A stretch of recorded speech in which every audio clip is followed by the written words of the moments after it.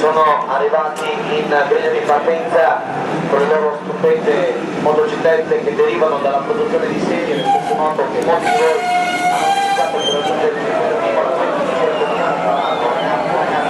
Per rientrare a casa calmi, tranquilli, godetevi il viaggio di ritorno senza esagerare, perché la moto è passione, entusiasmo, è vita, per cui non andiamo a cercare di grande, non andiamo a diventare a casa dopo un weekend di entusiasmo, una bella vita, godeteci un viaggio di ritorno tranquillo, sereno, la moto su strada serve per passeggiare, in pista si corre.